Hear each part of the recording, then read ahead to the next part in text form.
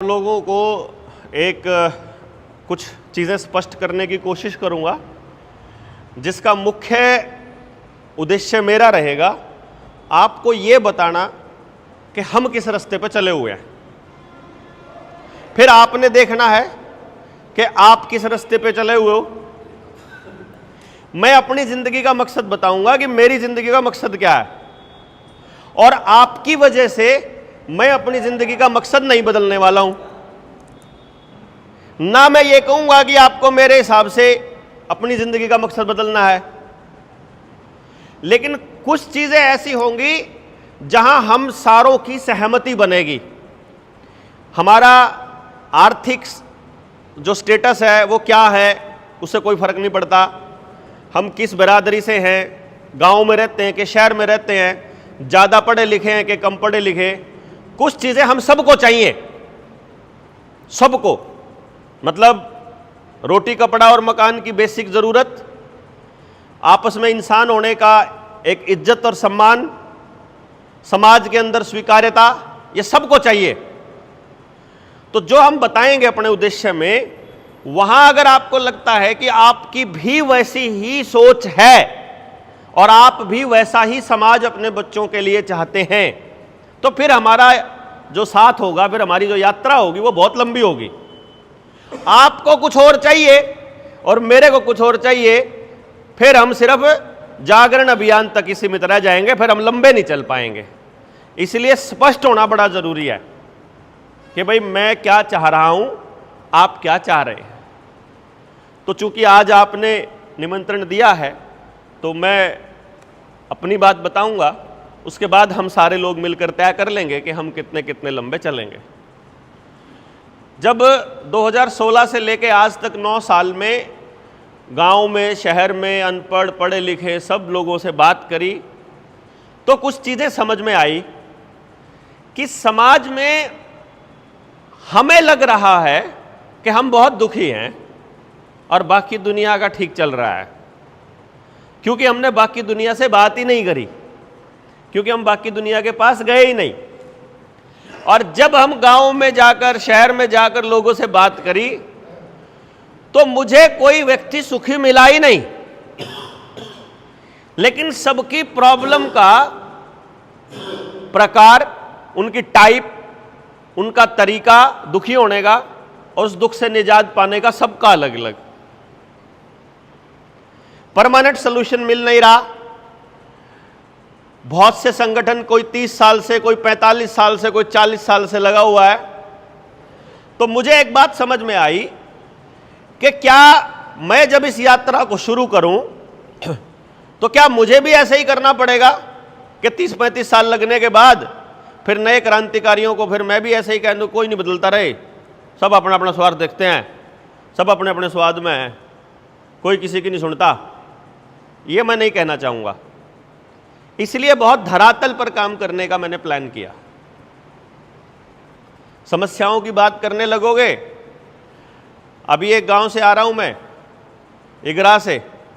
वहां जाने से पहले मुझे मेरे एक साथी ने बताया बहुत क्रांतिकारी गांव है, मतलब सरकार से लड़ते रहे हैं, हमेशा हमेशा संघर्ष करने वाले लोग हैं।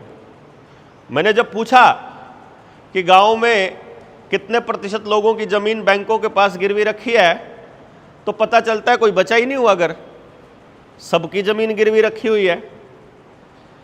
फिर देखा कि बीमारियां कितने घरों में हैं, ज़्यादातर घरों में बीमारियां ही बीमारियां हैं। फिर पता किया कि गांव में अपराध बढ़ गया कि कम हो गया। बोले जी बढ़ा हुआ है। नशा बढ़ा हुआ है कि कम है पहले से, 30-40 साल पहले से, कि नशा भी बढ़ा हुआ है। आपस में भाईचारा मजबूत हुआ है कि कमजोर हुआ है? बोला कमजोर हुआ है। परिवार टूटे हैं कि जुड़े हैं? परिवार टूटे हैं। परिवार टूट गए, आमदनियां घट गई, रोजगार घट गए, बीमारियां बढ़ गई, दुखी ज्यादा हो गए, कर्जा बढ़ गया, तो कैसा विकास है? फिर विकास किस चीज का हुआ है?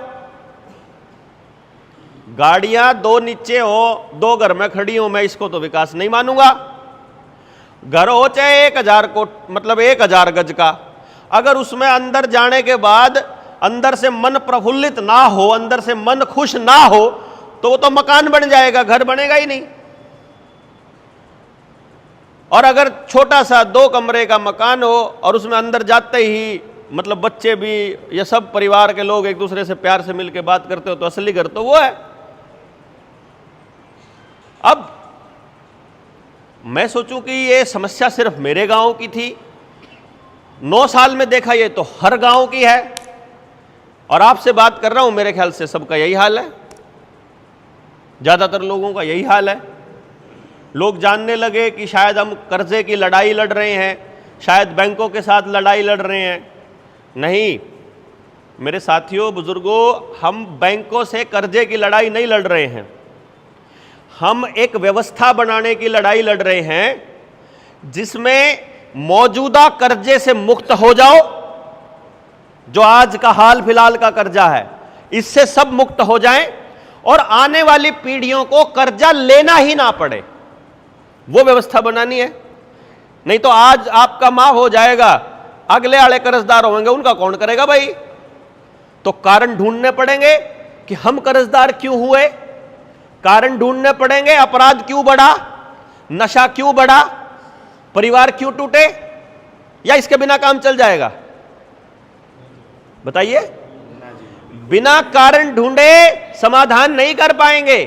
अगर मुझे मालूम है कि ये फलानी चीज खाने से मुझे जुकाम होता है या मुझे बुखार हो जाएगा इसको खाने से, तो मुझे कारण पता चल गया, इलाज क्या है वो ना खाऊं बस। या मुझे यह पता चल जाए कि बुखार हो जाए तो इसका यह इलाज है, इलाज पता चलते ही इलाज कर लो, ठीक हो जाएंगे।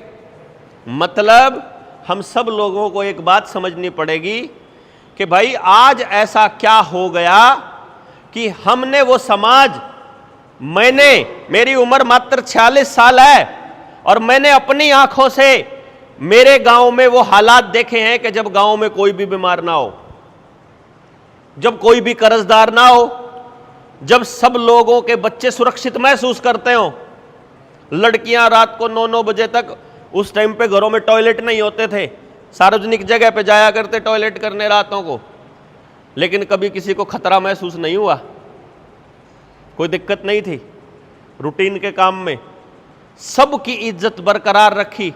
मैंने आपकी इज्जत बचाई, आपने मेरी बचाई, रखी, बल्कि ढकी रखी। आज ऐसा क्या हो गया है कि मतलब हम अपने बच्चों पर यकीन नहीं कर रहे, अपने पड़ोसी पर यकीन नहीं कर रहे। अगर ये सिर्फ राजौंद में हुआ होता, अगर ये मेरे गांव फफड़ाना में हुआ होता, या ये मंजीत भाई के गांव में होता, या कुलदीप भाई के गांव में होया होता, तो मैं ये मान लेता कि ये इत्तेफाक है। अगर ये सिर्फ मेरे घर का होता ना, तो भाई ये आदमी निकम्मा होगा, इसका होगा। पर ये तो अच्छे खासे खानदानी के घरों में भी हो रहे हैं, क्यों जी? ये तो लोग सोचते हैं कि अपने बच्चों को संस्कार नहीं दिए इसलिए हो रहा है, लेकिन जिन्होंने अपने बच्चों को बचपन से सब संस्कार दिए, जो सुबह शाम हवन यज्ञ किया करते थे, जो सारे ज्ञान के भंडार थे, घर तो उनके भी नहीं बचे, या बचे? नहीं बचे ना जी। बहुत अमीर थे, उनके भी घर नहीं बचे, बहुत गरीब थे, उनके भी नहीं बचे। गला खराब हो जाएगा ज्यादा दूर। मतलब घर नहीं बचे जी किसी के भी, पढ़े लिखे के नहीं बचे, अनपढ़ के नहीं बचे, शहर में जा चुका था जो उसके नहीं बचे, गांव में रह गया था उसके नहीं बचे। क्यों जी? मतलब इसका मतलब यह हुआ कि कारण समाज में, गांव में नहीं है इसका। मेरे यहां बता दो, आप में से कौन है जो बीमार रहना चाहता है, या आपके परिवार वाले बीमार रहना चाहते? आप चाहते हो कि आपका घर वाले बीमार रहे या आपका गांव बीमार रहे? कोई नहीं चाहता। कौन है जो कर्जदार रहना चाहता है? कोई नहीं रहना चाहता। कौन है जो पैसे मारना चाहता है? बैंकों के पैसे ले लिए फिर देना नहीं चाहता। भारत में ऐसी अभी तक ऐसी कोई संस्कृति नहीं है कि लोग किसी का पैसा मारने के बारे में मन में सोचे भी। क्यों जी? ना तो समाज चाहता कि वो कर्जदार रहे, लेकिन समाज कर्जदार हो गया तो फोर्स अंदर नहीं है, फोर्स कहीं बाहर है। अगर समस्या अपने आप होती है, आप में से कोई आयुर्वेद पे अगर काम करता हो या जिसको इनकी समझ हो, उन सबको मालूम होगा कि बारिश के दिनों में होने वाली बीमारी का इलाज वहीं आसपास झाड़ियों में, खेत में, डोड़ पे, रास्ते के दोनों तरफ हो जाता है। गर्मी में होने वाली बीमारियों का इलाज गर्मियों में पैदा होगा, यानी जिस वक्त बराबर बीमारी हो रही होती है पैदा, उस वक्त इलाज भी साथ में पैदा हो रहा होता है, कुदरती चीज से हो रही है तो। लेकिन अगर बीमारी कुदरती नहीं है तो इसका मतलब कहीं ना कहीं से आई है, फिर इलाज भी कुदरती नहीं होगा। अगर बीमारी दी गई है तो इलाज भी देना पड़ेगा। अगर आपका हमारा सर्वनाश जो हो रहा है अगर वो कुदरती होगा तो अपने आप ठीक हो जाएगा, परंतु यदि वो कुदरती नहीं है, किसी ने किया है, तो फिर इसको ठीक करना पड़ेगा। मानते होगे जी? फिर मैं आपका ठीक करूं, ये मेरी जिम्मेदारी है, मेरी है जिम्मेदारी आपका नाश ठीक करने की। आपकी जिम्मेदारी किसी का ठीक करने की नहीं है। मतलब मेरा मैं ठीक करूंगा, आपका आप ठीक करोगे, दूसरे को करने में दिक्कत आ रही है तो उसको ठीक करने में मदद करेंगे सारे भाई लग के आपस में एक दूसरे का। लेकिन समस्या को जानने के बाद तो पहले आपको यह मानना पड़ेगा हम लोगों को जो सिस्टम है, केंद्र सरकार है, राज्य सरकार है, कलेक्टर है, आपका एसडीएम है, वो सब लोग आपको क्या यकीन दिलाने की कोशिश करते रहते हैं कि हमें अपने आप को सुधारना पड़ेगा, हमारे में गलती है। पुलिस वाला कहेगा रिश्वत जनता देती है जल्दी काम करवाने के लिए। कलेक्टर ऑफिस में अगर आप जाओगे ना कि भ्रष्टाचार है, तो वो आपको यकीन दिलाएंगे कि तुम अपना काम जल्दी करवाने के चक्कर में रिश्वत देना चालू करते हो, मतलब ये गलती हमारी है। वो ये कहते हैं तुम अपने कागज पूरे लेकर नहीं चलते हो इसलिए चालान कटता है, तुम अपना सारा डेटा नहीं देते हो इसलिए तुम्हारे खाते में पैसे नहीं आते हैं, तुम ठीक से खेत में पैदावार नहीं करते हो इसलिए तुमको एमएसपी नहीं मिलता है, तुम अपने बच्चे को पढ़ने के लिए नहीं बोलते इसलिए तुम्हारे बच्चे के नंबर नहीं आते, क्योंकि तुम्हारे बच्चे के नंबर नहीं आते इसलिए तुम्हारे बच्चे को रोजगार नहीं मिलता। तो गलती तुम्हारी है, तुम्हारी है, तुम्हारी है। सिस्टम में जो मलाई खा रहे हैं उनकी कोई गलती नहीं, वो आपको ऐसा बताते हैं, है ना। हमने जिनको रखा नौकरी पर, कलेक्टर, एमएलए, एमपी, वो राजा बनने की फीलिंग लेते हैं, और जो मालिक हैं हम, जिनकी वोट से वो बने, जिनके टैक्स के पैसे से उनका घर चलता है, हम उनके आगे आके ऐसे खड़े होते हैं, माई बाप ये काम कर दो, हमें मालूम ही नहीं कि हम मालिक हैं। हमसे पूछे बिना हमारे ऊपर नियम लाद दिए जाते हैं। देखो कमाल की बात, कितना क्लासिक चीज है, इसको समझना आप। मान लो अपन लोग बैठे हैं यहाँ, हमने एक गांव बना लिया और हमको एक साथ रहना है, तो क्या होना चाहिए? मैं नियम बनाऊं और सबको मानना पड़ेगा ये, या हम सारे मिलकर सबके लिए नियम बनाएं? कौन सा बढ़िया है? सारे मिलकर सबके लिए नियम बनाएं और किसी का भी शोषण ना हो ऐसी पॉलिसी बनाएं। यही बनेगा बात, तो बेस्ट तो ये है, यही है ना। यहां क्या होता है, एमएलए किसका चुना हुआ है? किसका? जनता का। जनता का। सबको ऐसा लगता है कि जनता का चुना हुआ है। अभी मैं आपको साबित करूंगा कि एमएलए जनता का नहीं चुना हुआ। एमएलए की टिकट किसको मिलेगी ये जनता तय करती है? बताइए, कोई पॉलिटिकल पार्टी किसको टिकट देगी ये चयन जनता का होता है या उस पार्टी के मालिक का होता है? जनता का। पार्टी का जनता का। टिकट किसको मिलेगी? मान लो भाजपा की टिकट किसको मिलेगी ये राजौंद के लोग तय करते हैं, राजौंद विधानसभा के लोग तय करते हैं, या फिर पार्टी तय करती है? कलायत वाले कौन तय करेगा? पार्टी करे, पार्टी करती है। पार्टी को फंडिंग जनता देती है या बाजार देता है? पार्टी को टैक्स देते हो आप। पार्टी टैक्स से नहीं चलती, पार्टी फंड से चलती है, दान से। फंडिंग कौन देता है पार्टी को? कारोबारी, उद्योगपति। अब देखो, टिकट पार्टी ने देनी, पार्टी को कारोबारी चलाता है। तो अब अगर उस पार्टी का आदमी अगर एमएलए एमपी बनेगा तो वो कारोबारी के हिसाब से काम करेगा कि जनता के हिसाब से करेगा? जो उसको पाल के रखता है, जिसका कुत्ता होगा उसी के लिए भौंकेगा, है? जनता का पाला हुआ होगा तो जनता के लिए भौंकेगा, उद्योगपति का पाला हुआ है तो उद्योगपति के लिए भौंकेगा। परंतु बंदा दूसरी पार्टी का ले लेते हैं, उसका कौन चुनता है टिकट? आपके हिसाब से या पार्टी के हिसाब से? सारी पॉलिटिकल पार्टियों का कैंडिडेट पार्टी चुनती है। जनता को तो उनमें से अपने हिसाब का ढूंढ के चुनना पड़ता है। समझ गए बात? अब मैं फिर बता रहा हूं, बेटर क्या है कि हम 10 लोग मिलकर एक नियम बना ले और आप सबके ऊपर थोप दे वो, या फिर हम सब एक दूसरे के लिए मिलकर करें वो? सारों की राय लेनी चाहिए, जिसकी आपत्ति हो उसकी आपत्ति उसको दर्ज करनी चाहिए।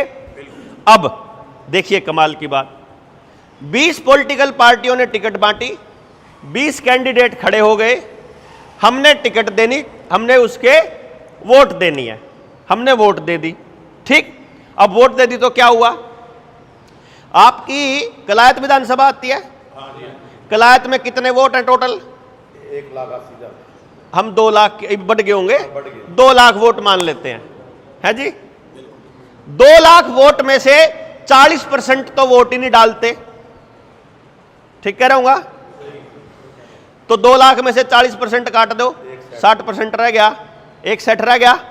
61 में से जो इस टाइम पे एमएलए है उसको कितने वोट मिले हुए हैं? उसने मिल रहे हैं 54,000। तीसरा हिस्सा अगर पूरी विधानसभा का देखो तो चौथा हिस्सा, यानी कि आपा अगर 100 लोग हो तो चौथे हिस्से के लोग इकट्ठे हुए, उन्होंने एक आदमी चुना और उस आदमी ने नियम बना दिया और बाकी के 75% के ऊपर थोप दिया। ये हुआ। यहां मेरे ख्याल से सारी बिरादरियां बैठी होंगी, है ना? ऐसा कोई यहां बैठा है जिसकी बिरादरी का कदे कोई एमएलए एमपी ना बना हो या सरपंच ना बना हो? ऐसा कोई भाई बैठा है कहीं ना कहीं? यहां इस गांव में नहीं, कलायत की बात नहीं हो रही, कहीं ना कहीं, मतलब मान लो कहीं ना कहीं आप जिस भी बिरादरी के हो, आपकी जात का आदमी कहीं ना कहीं सरपंच भी बना है, कहीं ना कहीं एमएलए भी बना है, कहीं ना कहीं कुछ तो बना है। क्या उसने वहां अपनी बिरादरी के लिए कुछ किया? यह मैं इसलिए बता रहा हूं, यह समस्या हम सब की है, क्योंकि जब मैं कलायत विधानसभा के चुनाव में यहां का रुझान देखता हूं तो राणे अपनी अलग मीटिंग कर रहे हैं, चमार अपनी अलग मीटिंग कर रहे हैं, डूल अपनी न्यारी मीटिंग कर रहे हैं। कोई एक ग्रुप किसी को समर्थन दे रहा है, एक ग्रुप किसी को समर्थन दे रहा है, और समर्थन देते वक्त कहीं भी उस मीटिंग के अंदर समाज की बात नहीं हो रही, पॉलिसी की बात नहीं हो रही, नियम बनाने की बात नहीं हो रही, हमारी हालत की बात नहीं हो रही, केवल और केवल जात की बात हो रही है, केवल नाक कटने की बात हो रही है। इसलिए हमने एक ऐसा व्यक्ति चुन लिया और हमको मजबूरी में उसको वोट करना पड़ा। वो मजबूरी में उसको पार्टी ने चुना हुआ था, मजबूरी में जो पार्टी ने जारी कर दिया उसको करना पड़ेगा। इसीलिए जब हम लोगों को कोरोना की वैक्सीन दी जा रही थी, चलो एक बात बता दो, कोरोना बीमारी सच्ची थी कि फ्रॉड था? किसी भाई को लगता है यहां सच्ची थी बीमारी? देखो कमाल की बात, 100% सहमति है कि बीमारी फ्रॉड थी। अगर बीमारी फ्रॉड थी तो इलाज भी फ्रॉड था। गलत के सही? सही है। चलो सब मान गए। बीमारी के इलाज से यानी वैक्सीन से आपको नुकसान हो रहा होगा, नहीं हो रहा होगा तो पड़ोसी को हो रहा होगा। अब तो लग रहा है पता सबको। चलो जी, अब आपको नुकसान हो गया। आप जिस पॉलिटिकल पार्टी के नेता को सपोर्ट करते हो, आप जिस बिरादरी के संगठन में हो, आप जिस संगठन के पदाधिकारी या उसके कार्यकर्ता हो, क्या आपके संगठन या आपकी पार्टी ने इस मुद्दे के ऊपर कुछ बोला कि मेरी पूरी जनता का सत्यानाश कर दिया? जिम्मेदार कौन?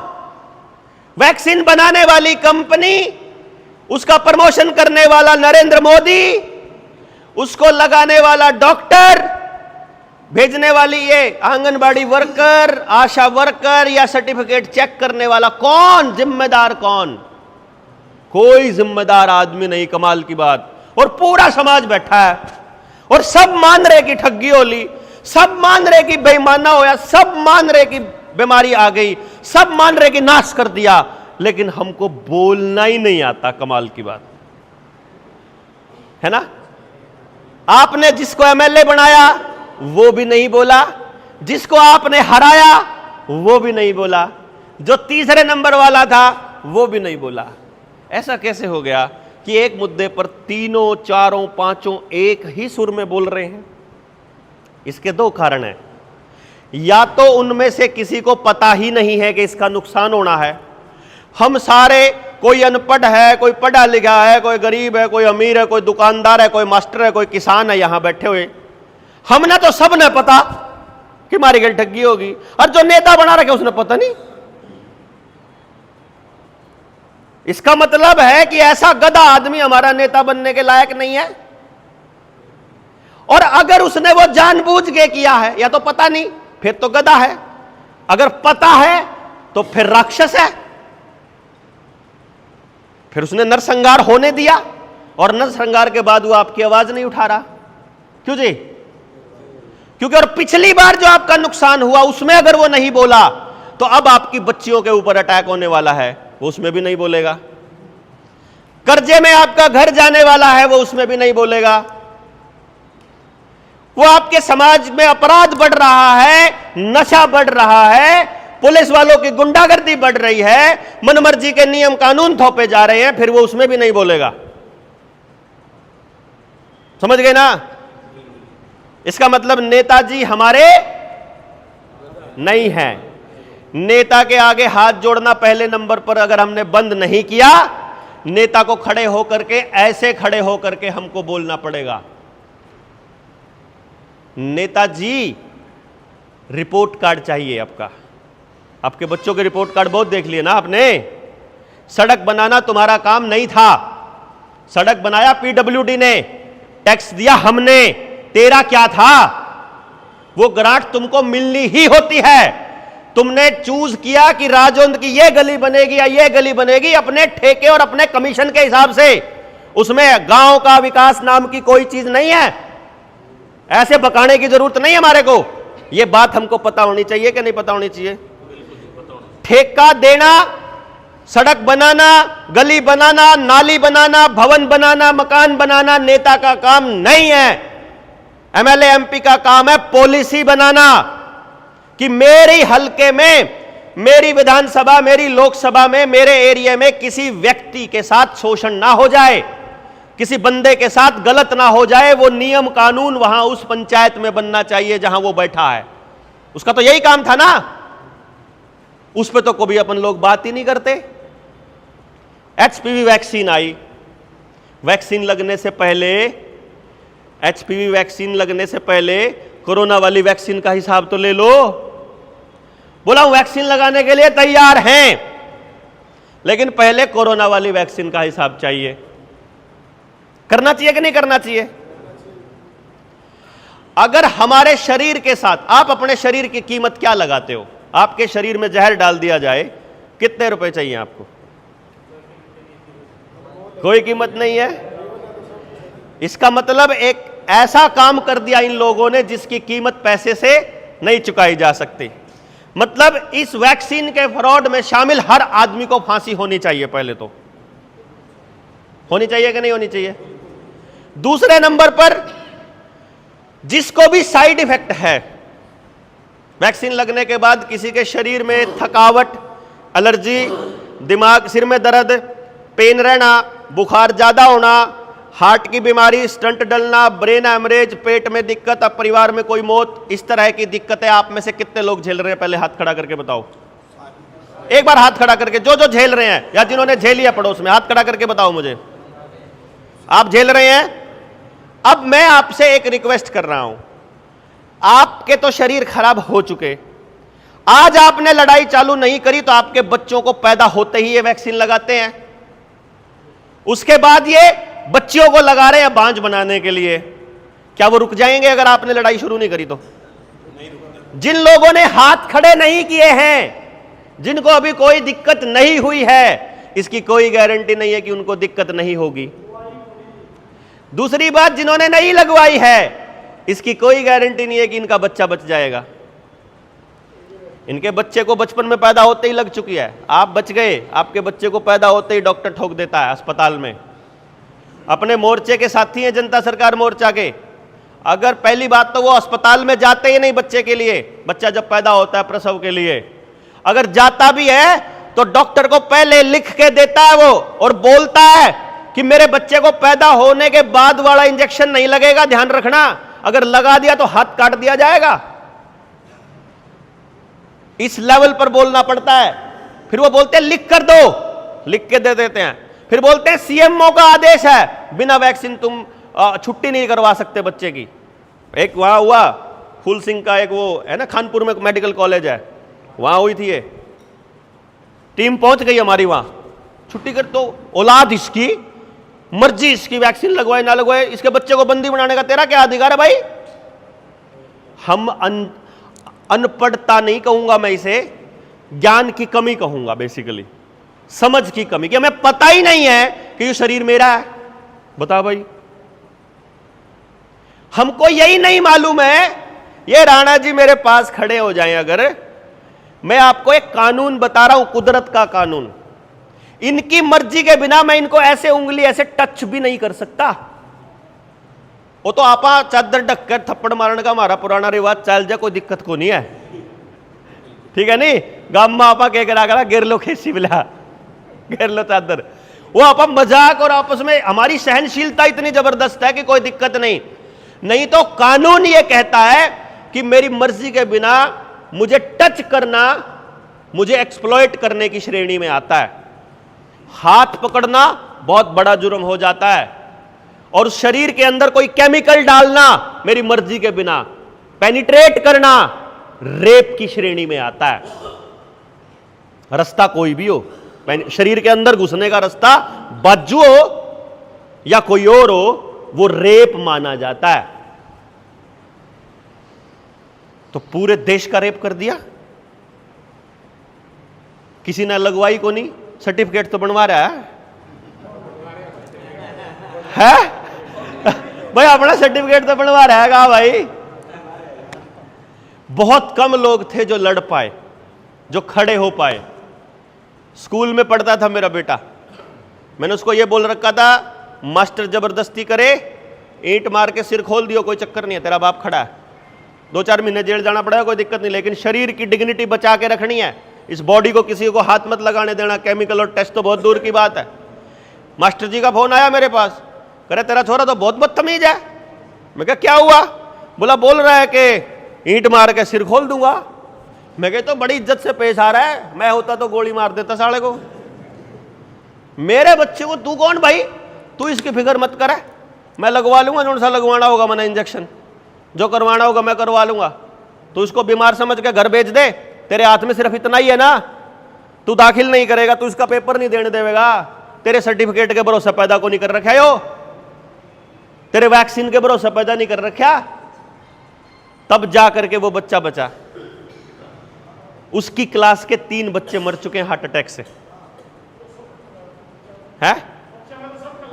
मैं वही कह रहा हूं ना, बच्चों को लगा रखी है ना। जिन बच्चों को पैदा होने के बाद वाली वैक्सीन लगी हुई है, मैं आपको आज बता रहा हूं, 5 साल तक लगभग 35 वैक्सीन लगती हैं, 5 साल की उम्र होने तक। किसी ने 5-6 लगवा ली हो, गलती हाँ गलती तो लगवा ली कोई बात नहीं, लेकिन 35 लगती है।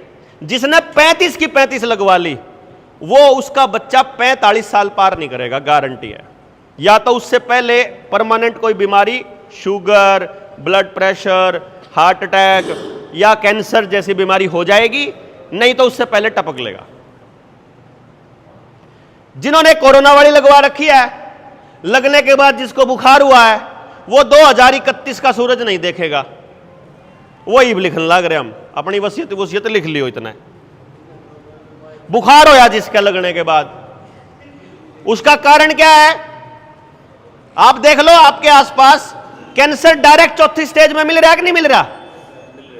मतलब पेट में दर्द होया, अस्पताल में गया, चौथी स्टेज का कैंसर अचानक से। पता करो वैक्सीनेटेड था, खाना खा रहा है, शादी में है, डीजे पे नाचते हुए है, हार्ट अटैक। दिल का डॉक्टर ऑपरेशन टेबल पे मरीज का दिल खोल रखा और हार्ट अटैक तो मर गया। ये डॉक्टर है, इनके भरोसा हम अपना दिल खुलवाए बैठे। अब आपकी जान खतरे में, आपके बच्चों की जान खतरे में, और सबसे बड़ी बात आपका बीज खतरे में। यह बड़ा कमाल होता है। महाराणा प्रताप के वंशज हैं ऐसा बोलते हैं, लेकिन ऐसा बोलते हैं तो एक बात समझ लेना, हम ये कह रहे हैं कि महाराणा प्रताप का खून है, परंतु अगर बच्चा आईवीएफ से पैदा हुआ है फिर न्यू मान के चलियो कि कुत्ते का भी हो सके, सूर का भी। फिर सूरजमल का खून को नहीं। फिर आपा उसके, फिर उन ऋषियों की संतान नहीं है, फिर आपा उस जानवरों के ओलिए। चेक करो, घोड़ा तेज भागता है, गधा वजन खींचता है, दोनों का संकर करवा दो, खच्चर बना दो। गाय दूध कम देती है, थोड़ी चुस्त है, भैंस सुस्त है, दूध ज्यादा देती है, दोनों का संकर करा दो, भले अमेरिकन बन गई, एचएफ बन गई, दूध भी ज्यादा होएगा और थोड़ी चुस्त भी होएगी। दोनों का मिक्स, ना वह गाय बची ना वह भैंस बची। हर चीज आपको जेनेटिकली मॉडिफाई करके दे रहे हैं। तो खेत में उगने वाला जो बीज है वो गांव में किसी के पास ओरिजिनल बचा नहीं, गांव में जिसके डंगर है वो ओरिजिनल बचा नहीं, अरीब मानस के बीच बैठा है क्या? समझ रहे हैं मेरी बात को? मानस के बीज पे अटैक कैसे है? इन्होंने डंगर का बीज विकसित किया, तो डंगर का बीज बेचना था तो जोटे खत्म करने पड़ेंगे, इसलिए सबका गाय पैदा होएंगी, सबका बाछड़ी होएंगी, सबका काटड़ी होएंगी, मैसी मैस हो जाएंगी, जोटे खत्म, सब खत्म। खेत के अंदर जो बीज बनाए हाइब्रिड बीज, उनमें भी सिर्फ एक ही कैटेगरी रख ली और वो बांझ बीज बना दिया। बांझ बीज आता है ना, कंपनी से लाया हुआ बीज दोबारा तो नहीं उगता। इब कंपनी से आया हुआ बीज दोबारा कैसे हो जाएगा? जो मानस का बीज आएगा आईवीएफ सेंटर। पहले अगर किसी को नपुंसक कह दिया कर देना इजड़ा, तो गंडासी चाल जाया कर दी। आजकल ऐसे सड़क पे बड़े बड़े होर्डिंग लगा के कहते हैं कि बच्चा नहीं हुआ तो क्या बात है, नपुंसक हो तो क्या हुआ, दुकान पे आओ बीज देते हैं आपको। और कैसा चाहिए हम बता दो, नीली आंखों वाला चाहिए, मोटी खाल वाला चाहिए तो गेंडे का जीन डाल देंगे, तेज दौड़ने वाला चाहिए तो घोड़े वाला डाल देंगे, वफादार बच्चा चाहिए तो कुत्ते का डाल देंगे। उनके पास पूरा जेनेटिकली मॉडिफिकेशन का साइंस है। हम अपनी साइंस भूल के बैठे हैं। हमारी वंशावली खत्म हो रही है। वंशावली का सबसे बड़ा फायदा क्या होता है? यदि आप राणा की संतान हैं तो आपके अंदर लड़ने वाले जीन कुदरती हैं। यदि आप किसान की संतान है पैदाइशी, तो आपके अंदर किसान खेती करने के जीन पहले से हैं। आप जो भी काम करने वाले लोग हैं, उस काम को करने के जीन आपके अंदर, वो मेमोरी आपके पुरखों की सारी है। जिस दिन समाज को जरूरत पड़ेगी अचानक अंदर से निकल आएगी। परंतु यदि आपका डीएनए बदल दिया गया है, अब आप समाज के किसी काम के नहीं बचोगे। जिन को वैक्सीन लगने के बाद बुखार हुआ था, उनका ना तो कोई काम करने का मन करेगा, ना वो समाज की एक्टिविटी में भाग लेंगे, सारा दिन मोबाइल के ऊपर और टीवी के ऊपर ही लगे रहेंगे और बोलते रहेंगे मोगली जी ने विकास कर दिया। यही है ना, ये चल रहा है। अब आ गई बच्चियों की बारी। सन 2009 में 1100 लड़कियों को गर्भाशय निकालना पड़ा था। –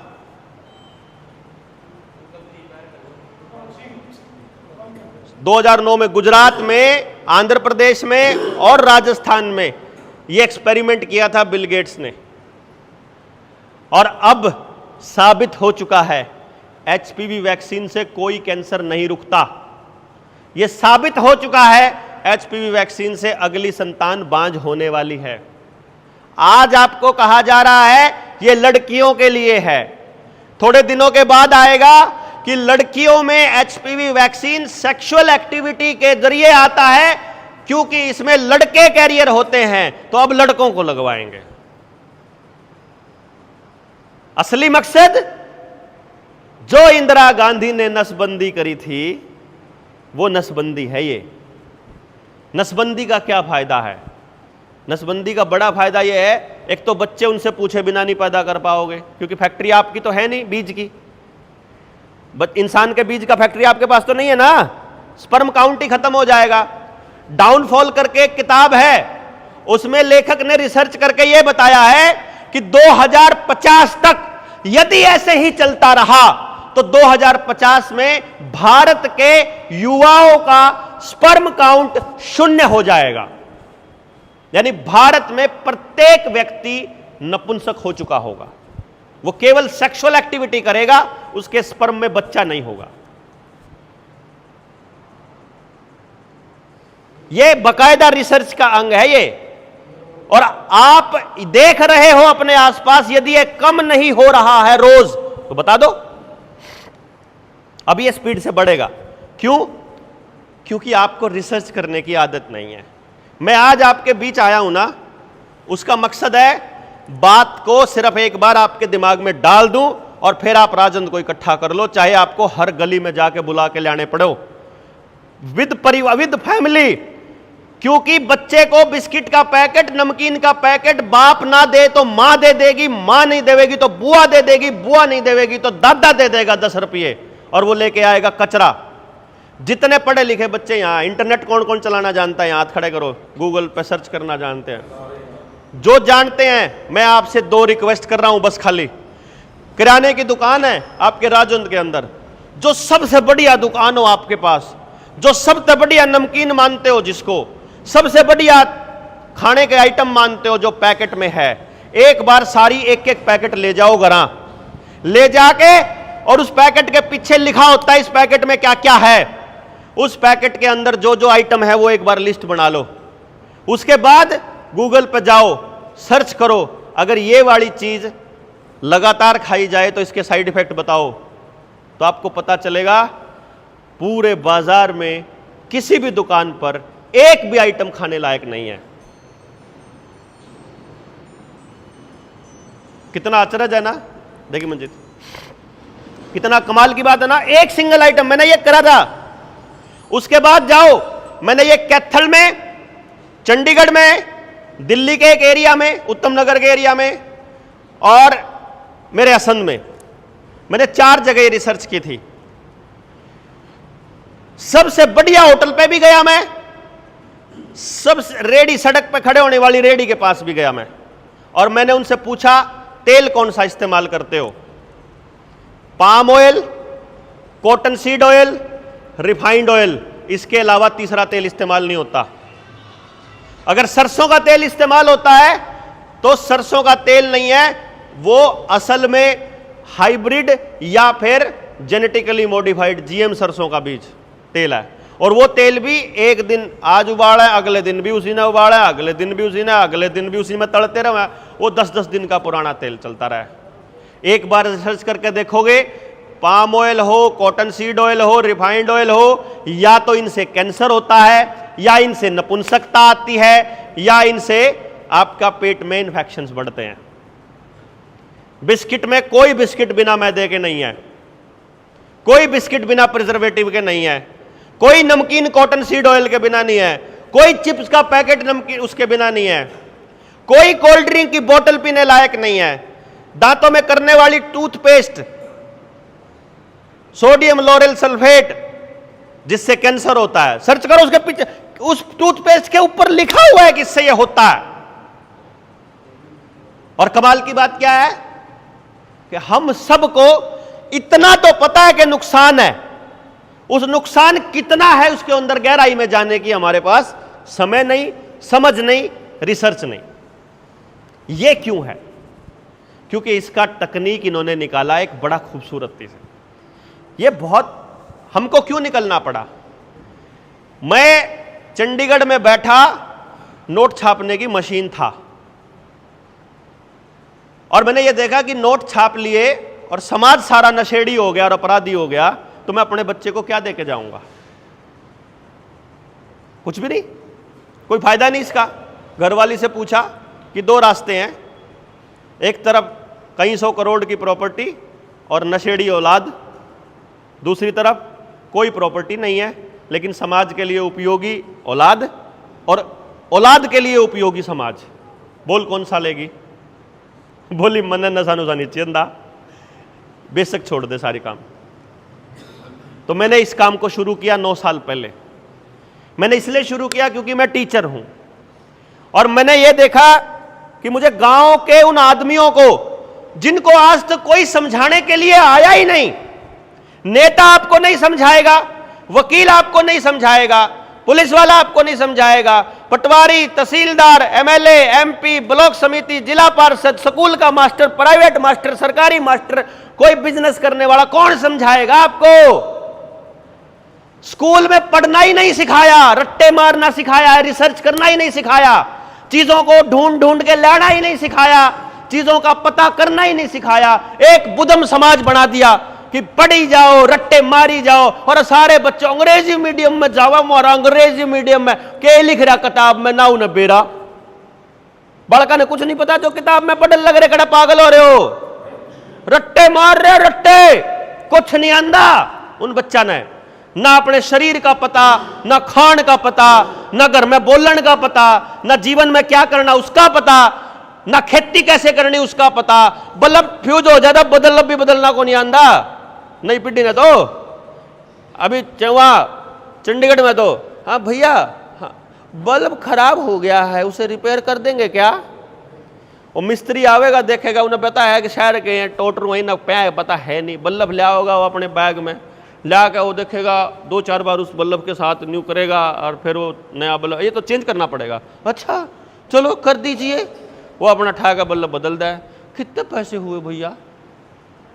अब 450, 450 रुपये काट का नुको देगा, 500 देगा नुको का, कोई बात नहीं 550 रख लीजिए। 10 रुपये का बल्ब लाओ मरा बेटा, यो काम हो रहा। बल्ब बदलन के 450 रुपये लेंदा देखा मैंने मिस्त्री। मैं कह रहा तू 450 से ले गया, वो मेरा जानकार था, भले बावड़ी बूच है, कहेगा बेरा ही नहीं, माँ बाप ने कुछ सिखाया ही नहीं।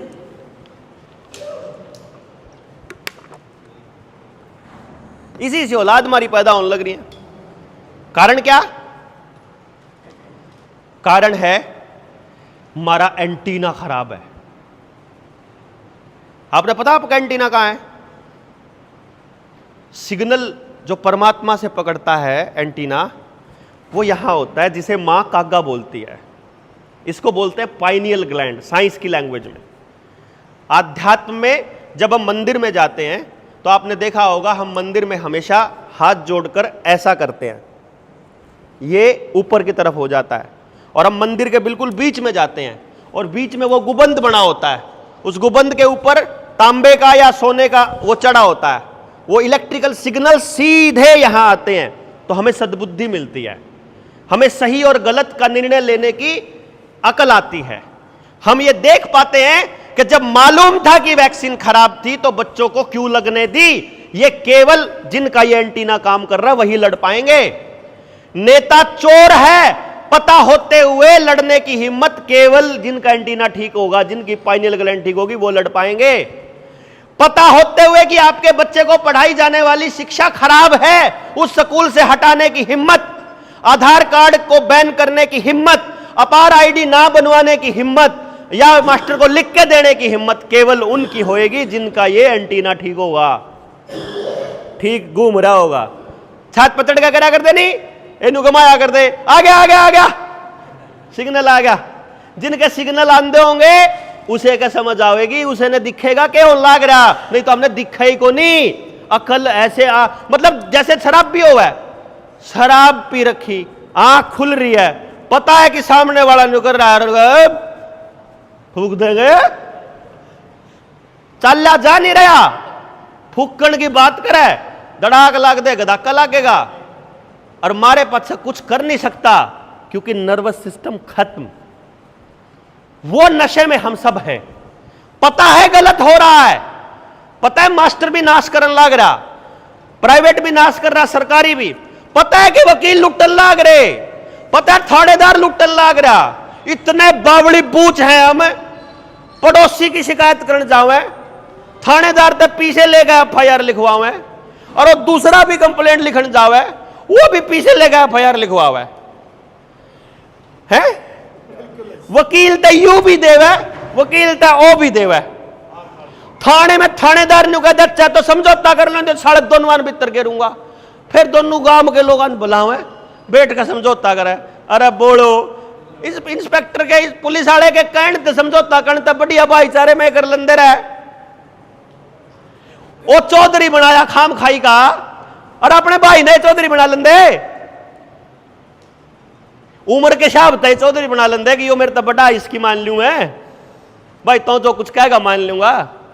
लेकिन हमारे बंदे इतनी अकल नहीं है, वो खाकी वर्दी पहरा होया कहेगा जिब, चाहे फिर कोर्ट में जाओगे वो जो जिब लुट लोगे वकील पे भी, न्यूनतर भी चक्री काट काट के, फिर जज कहेगा एक बार बारे समझौता करके देख लो पंचायत में, जज क्या कहे तो कर लेंगे, बेरा है कि बेइज्जती सी हो लिया तो वो नहीं रहा हमारी खेल।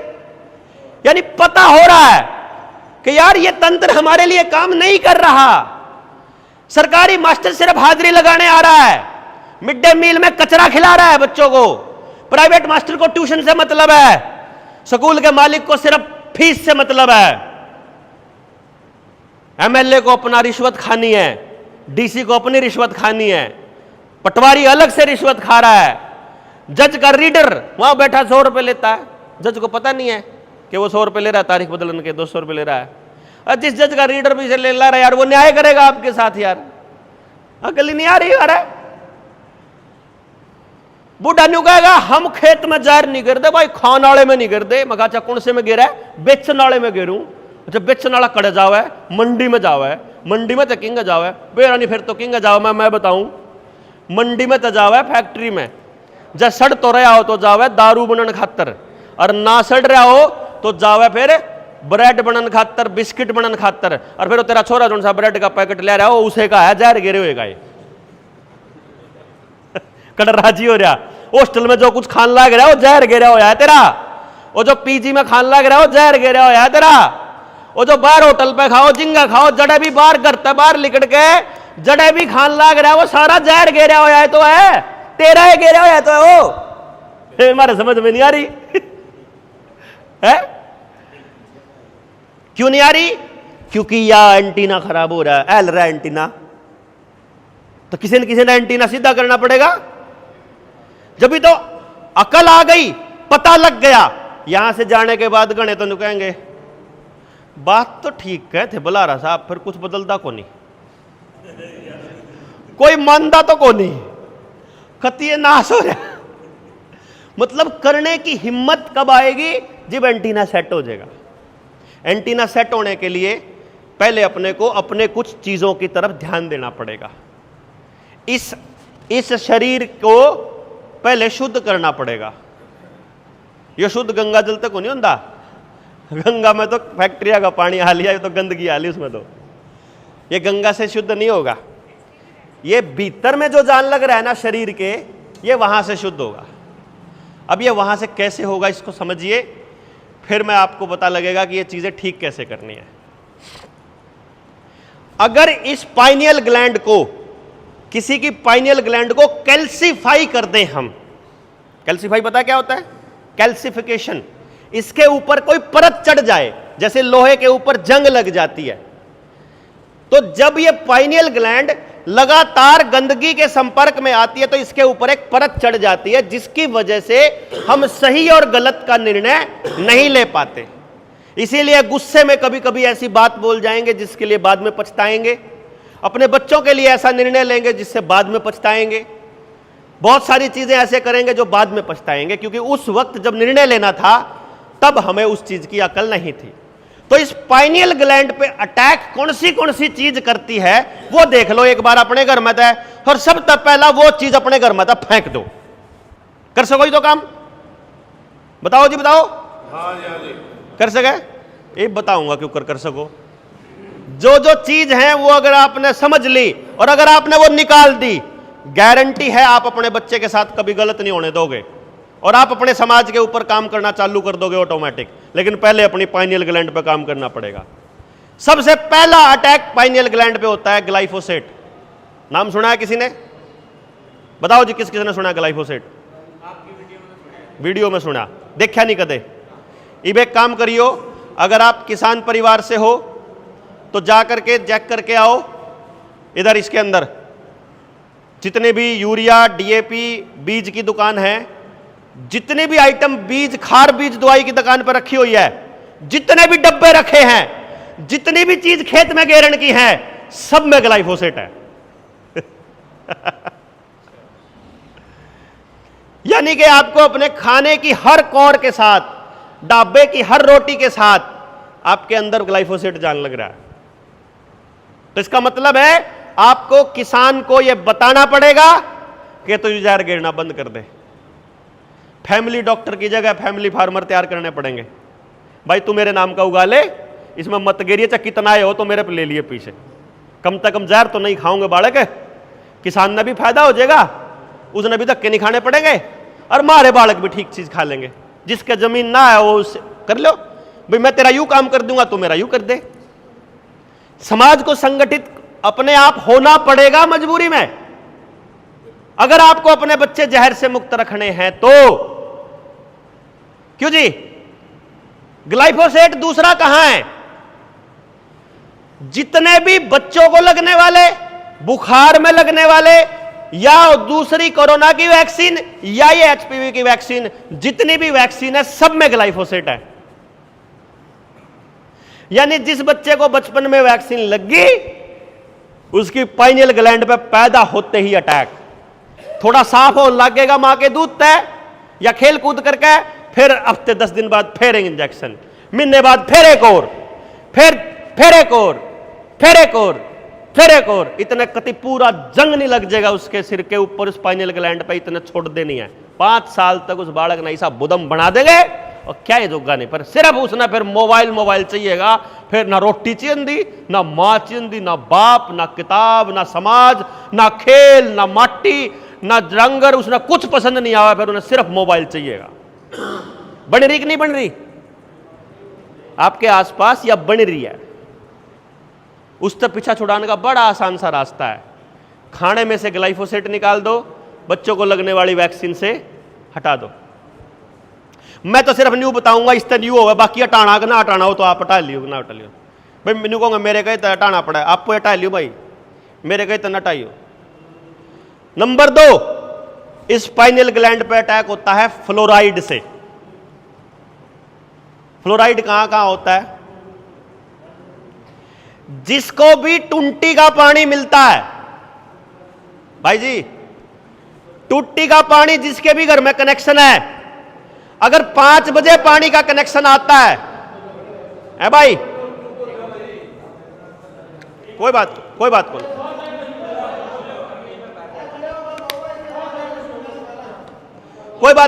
को नहीं है जी। सुनो, जिसके भी घर में टुंटी का कनेक्शन है, कितने लोगों के घर में टुंटी का कनेक्शन? मैं बताने लग रहा, जिसके टुंटी का कनेक्शन है वो टुंटी अगर 5 बजे आवा है तो टुंटी खोल कर रखो और बाल्टी को उसके नीचे रखो। जैसे ही पहले झटके का पानी आवा है, पहली बाल्टी भर दे, उसने निकाल कर रख दो, आपको सफेद बाल्टी नजर आएगी, सफेद पानी आवे कि नहीं आवे सफेद, वो फ्लोराइड है उसके अंदर। जो बोर लग रहा है जी, उस इसके आगे जो टंकी रखी है जो केमिकल है वो, हाँ। इसके बारे में बताओ जी। हाँ, इसमें क्या है, जो जल घर है उसमें ट्यूबवेल का पानी आवे या टंकी रख रखी है तो टंकी का आवे। टंकी के और आपके कनेक्शन वाली पाइप के बीच में एक कीप लगा रखी है उन्होंने। उस कीप में बूंद बूंद पड़ के या पाउडर का हल्का हल्का एक एक पॉइंट करके वो गिरता रहा है ताकि सबके घरों में फ्लोराइड पहुंच जाए और सबकी पाइनियल ग्लैंड पे अटैक होता रहे। इसीलिए जल घर में, राजौंद के जल घर में राजौंद का आदमी काम करता नजर नहीं आएगा।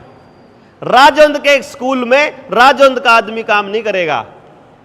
राजौंद का आदमी संध जावेगा, संध का राजौंद आवेगा, याड़े आला पुंडरी जाओगा, पुंडरी आला सिरदा आवेगा, सिरदे आला किते और जाओगा। मतलब क्योंकि अगर अपने गांव में होगा तो गांव ने सच ना बता दे, इसीलिए यो बंसीलाल ने गेम खेला था, सबको अपने अपने गांव से बाहर भेज दो, क्योंकि गांव में लिहाज हो है। गांव में अपने गांव के लोगों का नाश क्यों कर करे, कोई मानस पता लग गया पाछा है, फिर वो उसने पाउडर ना फेंक दिया करेगा और सरकार तक कह देगा गिर दिया। लेकिन बाहर का आदमी का नाश होने लग रहा तो उस आदमी ने न्यू कौन बेरक तेरा नाश करने खातर कोई और बिठा रखा, हर तो किसी और का लाग रहा कर। समझ आ गई? टूंटी का पानी, इसका इलाज क्या है? सवेरे जो पानी पीने वाला हो, आपको अगर एक घड़ा पूरे दिन का इस्तेमाल होने का है तो 2 घड़े पानी उबाल दो, इतना उबाल दो कि वो 1 घड़ा रह जाए, आधा उबल जाए, पका हुआ पानी। उसके बाद उसको ठंडा होने दो और वो ठंडा पानी फिर अपना घड़े में डाल दो। वो पानी फ्लोराइड के उस एक्शन को कम करेगा, फिर भी दूसरा खत्म नहीं करेगा।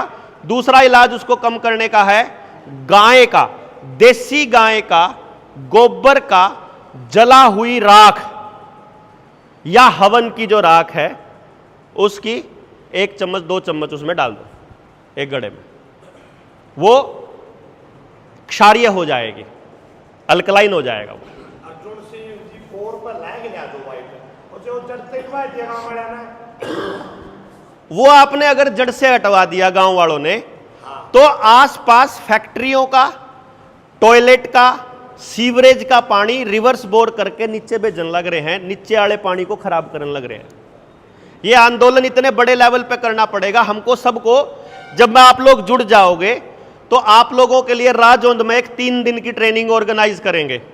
3 दिन में पूरा षड्यंत्र समझाएंगे ताकि आपको सारा समझ में आए और फिर उसका इलाज बताएंगे। और ये इलाज अगर सिर्फ राजौंद से स्टार्ट कर दिया, मान लो तोड़ तोड़ में अपन है, तो गड़बड़ हो जाएगी, उन्हें बेरा लग जाएगी, मैनेज कैसे करना है। क्यों? अगर आपके जूत पड़ेंगे तो हमने भी आना पड़ेगा, आंदोलन छोटा हो जाएगा। ये ऐसे होना पड़ेगा कि आप लोग यहां करो, जब यहां के मानस हो गए इतने मेरे फफड़ाना में, इतने ही फिर करोड़े में, इतने ही गुलियाना में मानस 10-10, 20-20 तैयार हो गए, बात न समझने लग गए। अब हम कलेक्टर को चिट्ठी लिखेंगे। मेरा ये 2026 तक का टारगेट है कि 2026 तक हर गांव के कम से कम 13 बच्चे, 13 क्यों लिया मैंने? जल, जंगल, जमीन, जानवर, रोटी, बेटी, माटी, खेत, खेड़ा, खाप, शिक्षा, स्वास्थ्य, न्याय, राजनीति, खेती और धर्म, हर बिंदु पर काम करने वाला एक आदमी चाहिए। शिक्षा पर काम करने वाला कम से कम एक एक्सपर्ट, स्वास्थ्य पर काम करने वाला एक एक्सपर्ट, न्याय पर काम करने वाला, राजनीति पर काम करने वाला, या सिर्फ शिक्षा तक काम चल जाएगा? सारा सौदा चाहिएगा, तड़की दले के सांझ तक जो कुछ करा। हाँ, कपड़ा हमारे घर में बनना चाहिए। मेरा रुपया इनके पास जाओ, इनका रुपया इन दो जाओ, इनका इन दो, आपस में दे लो रुपया जितना देना।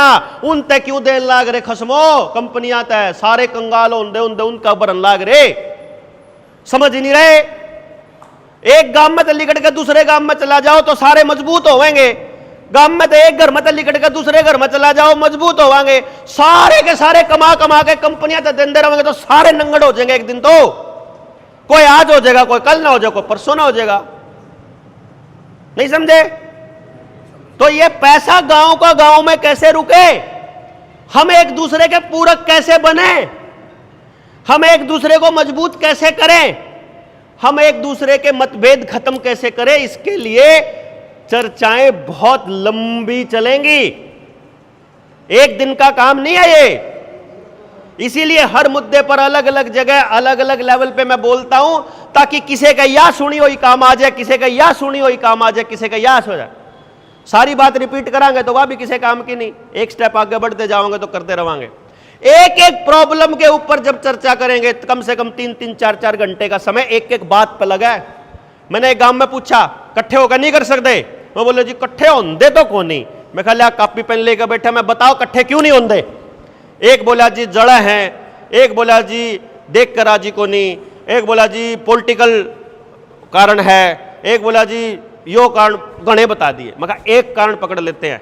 उस दिन हम यहाँ आशीष बैठा खड़ा है, आशीष के इसके खेत में मीटिंग चल रही थी, वहां सिर्फ एक बात कि हम एक दूसरे से जलते क्यों हैं, इस बात के गांव वाला ने 42 कारण बताए, सिर्फ जलने के। गांव वाला ने मैंने नहीं बताया। मैं कहा तुमने 42 कारण पता लग गए। मैं कहा ये 42 के 42 अगर खत्म कर दिए जाए तो जलन खत्म हो सकती है आपस की। भाई जो कारण थे वह खत्म कर दिए, ये तो खत्म हो जाएगी, वहां ही हो सके। फिर मैंने बैठ के उसके ऊपर चर्चा करी। देख इसका योग वीडियो पड़ी है, वह मैं राणा जी आपको भेज दूंगा, वह वीडियो सुनना कि जलन के कारण कैसे खत्म करें। राजनीति की वजह से अगर हम लोग एक दूसरे से अलग हैं, भाई एक इस पार्टी की राजनीति करे, एक इस पार्टी की राजनीति करे, उसके ऊपर एक पूरी की पूरी 3 घंटे की वीडियो है, वह सुनिए और राजनीति के कारण खत्म हो जाएंगे। मतलब एक एक मुद्दे के ऊपर चर्चा करेंगे आप वहां बैठ के। एक दिन किसी दिन जब आपकी अगली 3 दिन की ट्रेनिंग हो जाएगी, फिर यहां राजौंद की चौपाल में बैठ के चर्चा करेंगे जो कर गांव कराया करे, फिर उसकी रिकॉर्डिंग करेंगे, सारे गांव में दिखाओगे याद देखी ये न्यू समस्या का समाधान है, न्यू अंदाजा होगा। बाहर का आदमी नहीं करेगा, बस ये ध्यान रखना। मैं सिर्फ टेस्टिंग के लिए आऊंगा दिखाने खातर कि देखो भाई एक प्रॉब्लम न्यू कर दी, बाकी आप चालू हो जाओ। जहां दिक्कत आवे फिर मारता बात कर लो कि हमारा तजुर्बा होगा हम पूछेंगे, नहीं होगा जिसका तजुर्बा होगा उन्हें पूछ कर बताओगे। ना तो हम सर्वज्ञानी ना आप सर्वज्ञानी। समस्या का आधा समाधान आप दो, आधा मार दो, दोनों इकट्ठे होंगे पूरा हो जाएगा। 10 दो रहा हो 10 ना इकट्ठे कर लेंगे पूरा हो जाएगा। 50 दो रहा हो तो 50 इकट्ठे कर देंगे पूरा हो जाएगा। वो जितनी समस्या है, जितने उसके हिस्से हैं, सारे हिस्से खत्म करने पड़ेंगे। अगर गांव में एक भी नशेड़ी बालक बच गया तो अगला गाहक आपका बच्चा हो सकता है उसका। डॉक्टर साहब एक इसके इंजेक्शन के बारे में पता है तो ये जो है ना इसके बारे में HPV वैक्सीन के अंदर क्या है इसकी लिस्ट मैं आपको व्हाट्सएप कर दूंगा, रवि भाई के पास कर दूंगा, राणा जी के पास कर दूंगा। ये आप सब लोगों को बता देंगे कि भाई ये तो इसके अंदर आइटम है। कल ना SMO के पास जाओगे, मैं राजस्थान से आया हूं सिद्धाना, इसकी वजह से वह किताब में सारी राजस्थान दी आया। वैक्सीन क्राइम रिपोर्ट नाम की अपनी एक किताब है, अपने पास किसी के पास पड़ी नहीं के नहीं है, मैं भिजवाऊंगा चाहे क्यों भिजवाऊं। वह अर्जय कोई न्यून जानता हो फपड़ाने था तो मेरे गांव में ठा लो, मेरे घर था। हाँ जाकर लिया आइयो, मेरी बात करा दियो, मेरी मम्मी पापा था।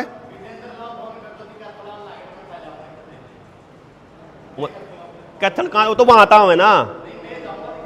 हाँ कैथल रखी है, अरे गरा रखी है, एक पेटी रखी है, तो उसमें 10-20 ले आइयो बेशक, कोई दिक्कत को नहीं, मैं करा दूंगा बात। तो वो किताब जो है वह उस किताब में इस वैक्सीन के इंग्रेडिएंट भी सारे लिखे हुए हैं, इस वैक्सीन से जो साइड इफेक्ट है वो भी लिखे हुए हैं, HPV वैक्सीन से कितनी लड़कियों को क्या नुकसान हुआ वो भी लिखा हुआ है। SMO ने जाकर बस वो पेज नंबर 87 और पेज नंबर 22 उसके मुंह पर मार दियो ना, कोई ना गलत साबित कर दे वैक्सीन ला दे, और जैया गलत साबित नहीं कर सकती तो वैक्सीन नहीं लगेगी, चाहे तो कितना हंगा ला ले। जो राजौंद के SMO है जी हमारे, हाँ संदीप नाम है उनका, तो उन्होंने राकेश राणा जी को मतलब वीडियो देख ली, हाँ डाली थी, हाँ, तो किसी ने उसके पास इंफॉर्मेशन भेजी, इंफॉर्मेशन भेज का तो फोन आया, तो क्या बात हुई जी भाई यहाँ के बताओ।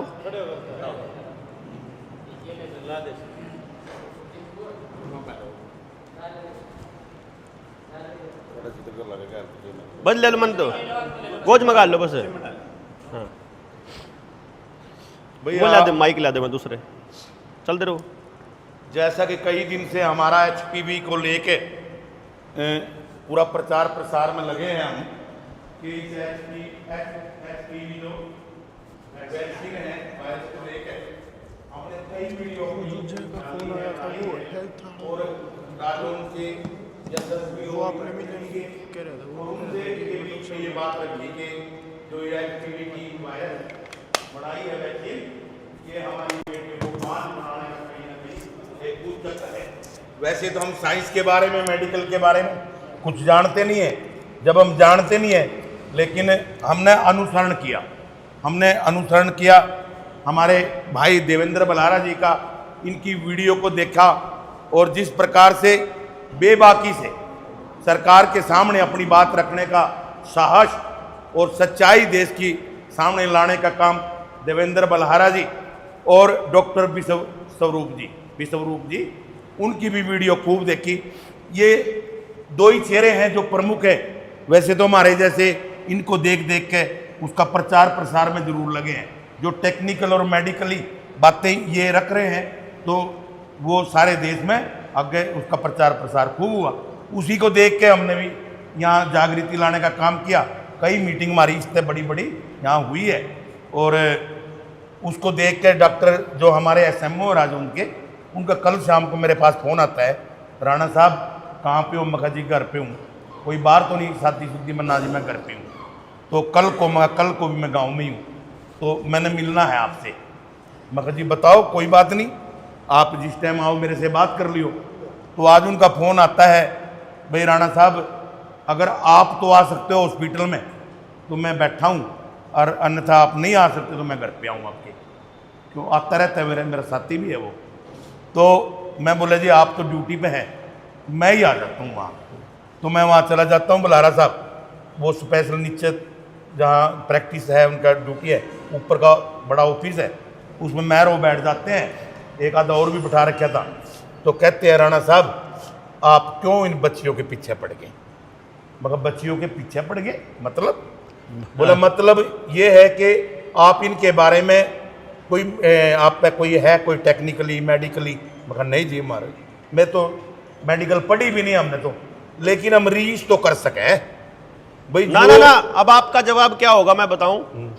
रीस नहीं करनी, मर पे इस बात का डाटा है कि इस वैक्सीन से नुकसान हुआ है। आप ये बोल देना कि किताब पचा देंगे, चिंता ना करो। पहली बात तो डाटा है। नंबर 2, किसी की कई बात नहीं माननी। तुम ये कह रहे हो ना कि वैक्सीन से बच्चियां बचेंगी। पूरे देश दुनिया में कोई एक सबूत, कोई एक रिसर्च लेकर के आओ जिसमें यह साबित हुआ है कि HPV वैक्सीन के बाद कैंसर रुका है। वो तो उसकी जिम्मेदारी है ना वह साबित करने की। तो जो कहने लग रहा WHO ने कह दिया, WHO किसका बनाया हुआ है? चलो इस पर भी कर लो बात। अब होगी थी बात ना जी, करो बात नहीं। हाँ। तो मैंने कहा अभी हम तो उनकी रीस कर रहे हैं और उनकी जो बातें हैं ना जन जन तक पहुंचाने का प्रयास कर रहे हैं। बोला किसकी? हमारे बल्हारा जी हैं, देवेंद्र बल्हारा जी, डॉक्टर विश्वरूप जी है, वो खुला कह रहे हैं अगर ये इतनी पवित्र वैक्सीन है, अगर इतनी सार्थक वैक्सीन है तो उनको पकड़ कर अंदर डाल दो ना। हाँ। हजारों लाखों करोड़ रुपया का प्रोजेक्ट है ये, और वो पलीता लगा रहे हैं। उनकी बातों का असर देश के कोने कोने में पहुंच रहा। उनकी वजह से हम अगर पकड़े जाएंगे, पहला बल्हारा पकड़ा जाएगा, विश्वरूप, फिर हमारे वर्गीय प्रचारक हमने पकड़ के अंदर घेर दियो, फिर तो घेरोगे। वो मेडिकल के बारे में जानकारी है, नॉलेज है। बोला वो तो डिग्री होल्डर नहीं है, मगर सब कुछ डिग्री होल्डर नहीं होता। प्रैक्टिस और ज्ञान और नॉलेज सब कुछ सारी चीज है।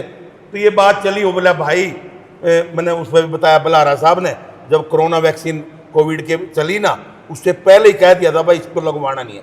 गांव गांव फिरे हैं, एक मिनट, गांव गांव फिरे हैं और नहीं माननी। वो जमाना ऐसा था, डर कर उसका माहौल बना दिया गया तो नहीं माननी। लेकिन आज जो बल्हारा साहब ने पहले कहा था, आज वो ग्राउंड पे ओपन हो रहा। जिम करते करते मर रहे हैं, पढ़ते पढ़ते मर रहे हैं, नाचते नाचते मर रहे हैं, योगा करते करते मर रहे हैं। ये सारी बातें बल्हारा साहब ने पहले कह दी थी। अब इस करके उन पर बहुत ज्यादा फेथ है, हमारा भी फेथ है। और अब हम ये क्राइम जो सरकार करने जा रही है बिल गेट्स के द्वारा, बोले ये तो अमेरिका की वैक्सीन है। मगर यही तो विरोध का कारण है भैया, अमेरिका की वैक्सीन है और ये बिल गेट्स की वैक्सीन है। 2009 में भी इन्हें लगाई, 24,000 बेटियों को वैक्सीन लगाई, 11,000 बेटियों के गर्भाशय निकालने पड़े। ये भी सारा ऑन ट्रैक है, कोई ये वैसे मुंह से बोल रही बात नहीं है। तो मरी तो मैंने बोला ना भाई, आप मेरे दोस्त हैं, मेरे पे ऊपर तो प्रेशर आ रहा। राणा जी आप एक, मैं थोड़ी सी क्लिप बनाता हूँ आपकी, और आप अपील कर दो भाई ऐसा कुछ नहीं। मैं कहा, अच्छा वाह जी वाह। ये मैं बोलूंगा जी, मैंने तो बिना ही उसके कह दिया पहले कितने में भी क्या पहले भी ले गया। मैं बोलूंगा जी ये बात। एक मिनट पहले मेरी बात पूरी हो। हाँ जी, हाँ तो मैं कहा मैं एक बात कह सकता हूं, अगर आप आने के लिए तैयार है, बलारा जी का प्रोग्राम है शाम का, आप वहां आओ, वहां दोनों डिबेट करो, ऑडी कर लो। कर लो डिबेट। हाँ। वो अपने पक्ष रखे, आप अपने, जो सुनने वाले लोग हैं सैकड़ों की संख्या वहां लोग आवेंगे, हाँ जी। तो वे सारा अपने आप निष्कर्ष निकाल लेंगे भाई मैं क्या क्या तथ्य है, किस इनके बलारा किसके साहब के क्या पास है क्या। तो बोला मैं तैयार हूं और उनको बुलाओ। और मैं बोला ऐसे नहीं, मैं परमिशन लूंगा बलारा साहब से, अगर वो कहते, क्योंकि प्रोग्राम भी डिस्टर्ब हो सकता है भाई, आप अपना वहाँ हमारे पक्ष के लोग ज्यादा हैं जिनके दिमाग में या वैक्सीन खतरनाक है, आपके साथ वोटिंगबाजी भी हो सके, कुछ भी कर सके जनता, क्योंकि आपके खिलाफ माहौल अब बन रहा है। हाँ। तो मैं नहीं चाहता है कि बलारा से मैंने फोन मिलाया आपका, लेकिन फोन रिसीव नहीं हुआ। हाँ, कल परमजीत के नाम से एक आपका फोन आया था, तो उसमें मेरा रिसीव नहीं हुआ। चलो तो मैं चाहूँ भी नहीं था भाई आपने सामने, अगर डिबेट करनी है मैं कि ऑफिस में बैठे कर लो, कहीं और पता लग ओपन जाएगा। में ही कर लेंगे ओपन में, थोड़ा पब्लिक में। मैं बताता तो ये हूँ। बात ही मैं उसको इनकार करा भाई ना, मेरा बैक गियर नहीं है, अब मैं आगे बढ़ चुका हूँ इस मिशन को लेकर। मैं इसको, अगर बलारा साहब हमारे को आदेश करेंगे तो अगले कार्रवाई उनकी है, मेरी नहीं है। ये मैं बोलना चाहूंगा जी इस बारे में। डॉक्टर जो SMO संदीप है, उन्हें वहां तक नॉलेज है, वे वहां तक पहुंचे को नहीं है। आपका नाम मैं मोबाइल का काम करे करता, 2011 के इंजीनियर हूँ मैं, माना एप्पल के फोन ठीक करने आते हैं, लेकिन आपने को नहीं आते क्योंकि आपने नॉलेज कौन ली। जब SMO साहब ने के मेरे ऊपर तो दवाई आई, पर्ची बनाई और भेज दी। बुखार की गोली का सब ना पता आज के टाइम में, स्टोर में गए बुखार की गोली दे, पैरासीटामोल दे, वह दे और अपने गोली ले ली। अपना नॉलेज है कि पैरासीटामोल है बुखार की, लेकिन डॉक्टर ने ऊपर का आदेश आया, जिस तरह अंकल ने बोला भी ऊपर का आदेश आया है, आदेश उन्हें मान लिया। लेकिन जिस टाइम कोरोना आया था, उन्हें उस टाइम भी आदेश मान लिया, उन्हें कोरोना लाया, लेकिन जिन जिनका इन्फेक्शन होया होगा, क्या डॉक्टर SMO ने रिसर्च करी थी कि भाई मरेंगे, ये बच जाएंगे, क्या वो HPV वैक्सीन जो लगेगी, क्या उसके वो लिख के दे सकता है डॉक्टर कि आपकी बच्ची बांझ नहीं पड़ पाएगी? दे सकता है जी कोई वो लिख के? कोई भी है। आप जब मैं कल जार दूं, आप तो बोले ले दवाई है और कल बालक मर गया, तो उसका जिम्मेदार मैं हूं, क्योंकि मैंने कल आप टेस्ट कराओगे भाई इसने क्या दिया था, तो उसमें रिसर्च में भाई हाँ इसने जार दिया था, इस डॉक्टर ने जार दिया था जदी मरिया हुआ। लेकिन ये क्या भेड़ चाल, डॉक्टर ने क्या अपनी तनख्वाह का मतलब है, लेकिन उसने अपने छोरे को टीका नहीं लगा रखा आज तक, उन्हें आज तक वैक्सीन नहीं लगा रखी। क्या आपको देखा मौके पर मोदी ने टीका लवाया, मोदी ने कभी दिखाया भैया वैक्सीन असली है? सिर्फ वीडियो में दिखाया है, लेकिन कभी प्रमाण में तो कौन दिखाया? चलो किसी मैं तो सारी है जी। मैं इसको आपको थोड़ा सा मॉडिफाई करता हूं। जी जी बोलिए। जो ये डॉक्टर्स हैं, जितने भी डॉक्टर आज तक आपने देखे हैं, MBBS करे हुए, MD करे हुए, ये सारे डॉक्टर सिलेबस पढ़ते हैं WHO का। WHO बनाया था फ्लेक्सनर रिपोर्ट के आधार पर 1938 में। फ्लेक्सनर रिपोर्ट आई थी 1911 में, फ्लेक्सनर कमीशन ने दी थी। फ्लेक्सनर कमीशन बना था 1908 में, और उसको फंडिंग दी थी रॉकफेलर फाउंडेशन ने। किसने दी थी? Rockefeller foundation.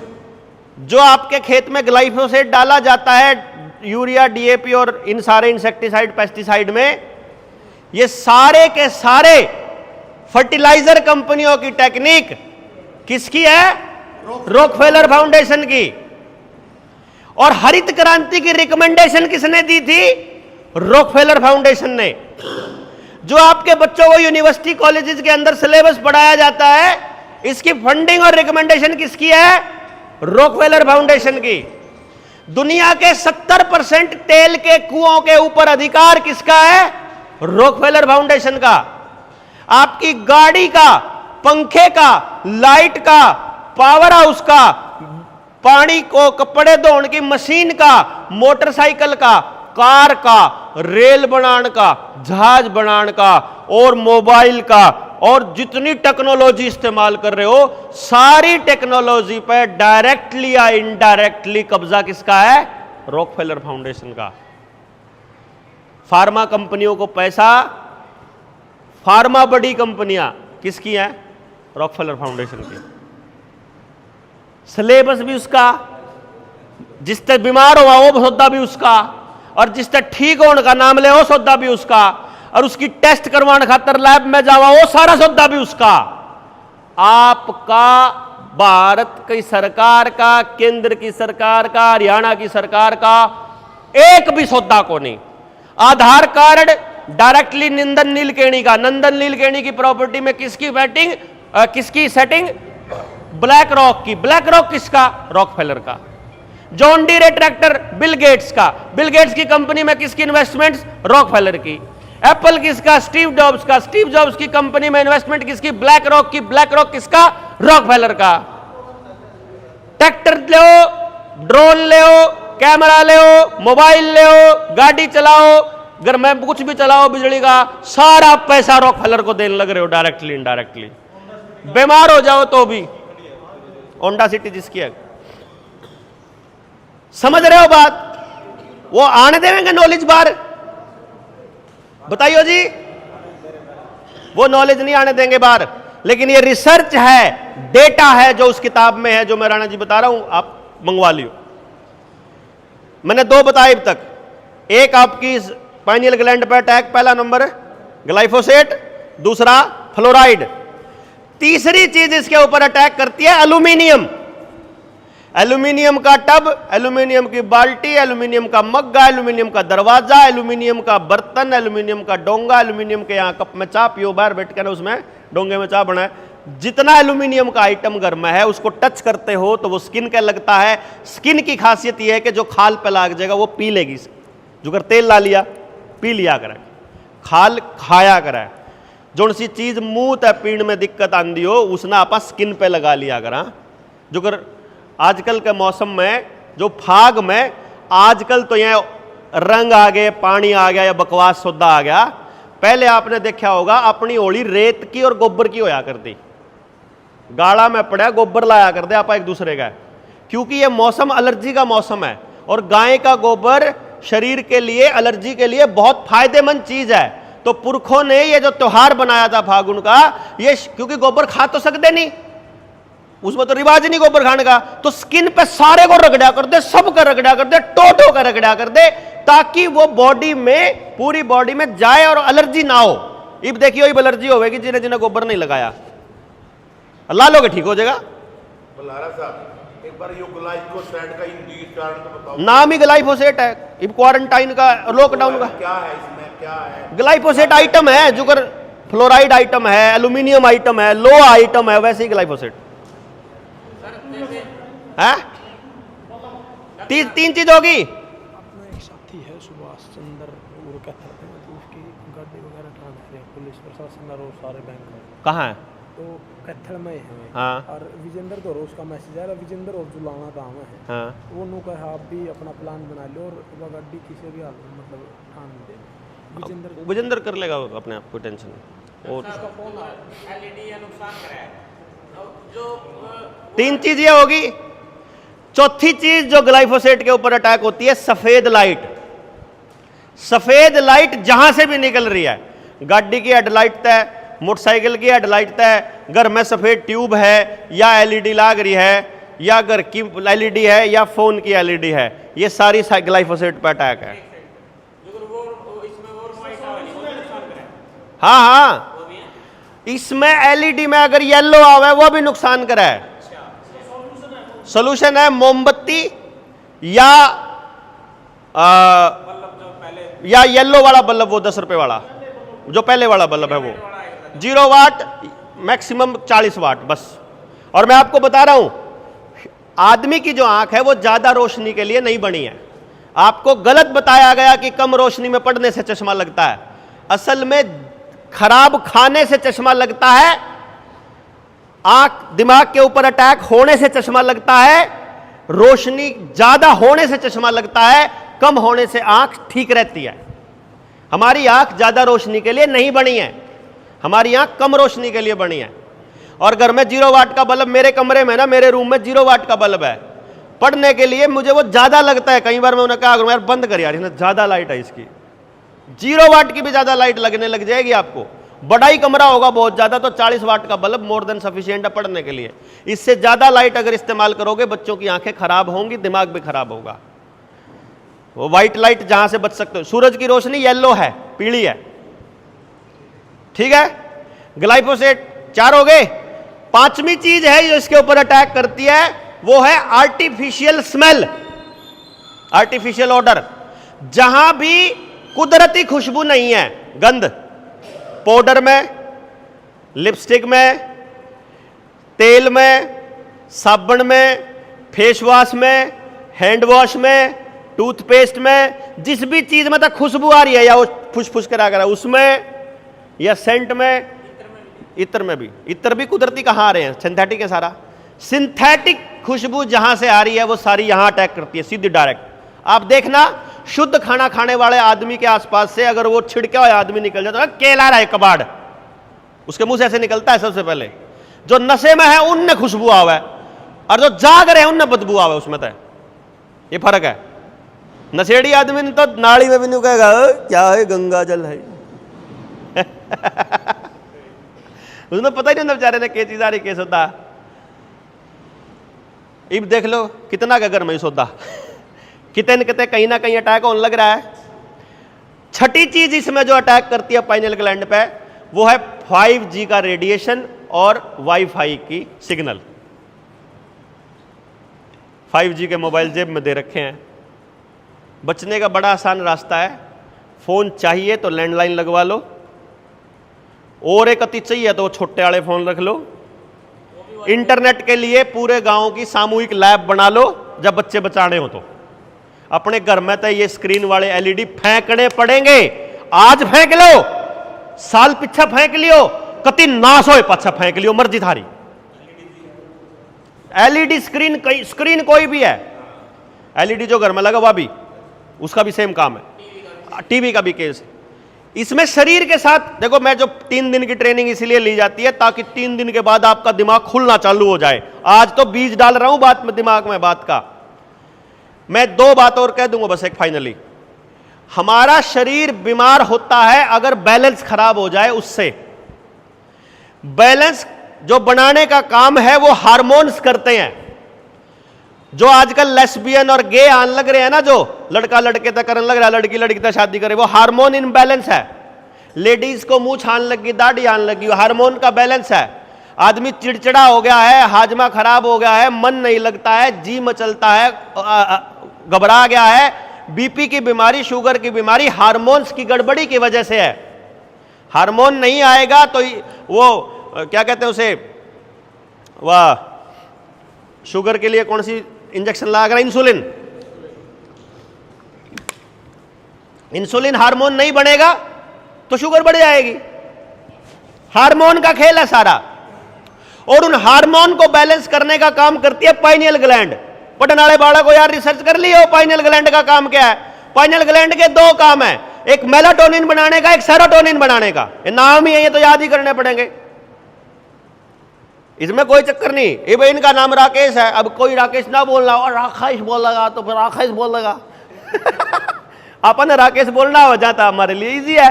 उन अंग्रेजा ने कहोगे राकेश खा राकेश तो वो इसलिए ये नाम है मेलाटोनिन, सेरोटोनिन। मेलाटोनिन रात को बनता है अंधेरे में, सेरोटोनिन दिन में बनता है उजाले में। अगर दिन छिपने के बाद आंखों को रोशनी मिलती रहेगी, मेलाटोनिन नहीं बनेगा, डिप्रेशन में जाओगे ही जाओगे। इसलिए बिजली आपके फायदे का सौदा नहीं है। लाइट जहां आंखों में पड़ रही है, दिन छिपने के बाद मेलाटोनिन को रोक रही है, और 11 बजे के बाद 1 बजे तक मेलाटोनिन की स्ट्रेंथ सबसे स्ट्रांग होती है बॉडी के अंदर, और उस टाइम पर उससे 2 घंटे पहले स्क्रीन कम से कम बिल्कुल छोड़ देनी है। लाइट आसपास बिल्कुल नहीं होनी चाहिए, कोई लाइट नहीं होनी चाहिए।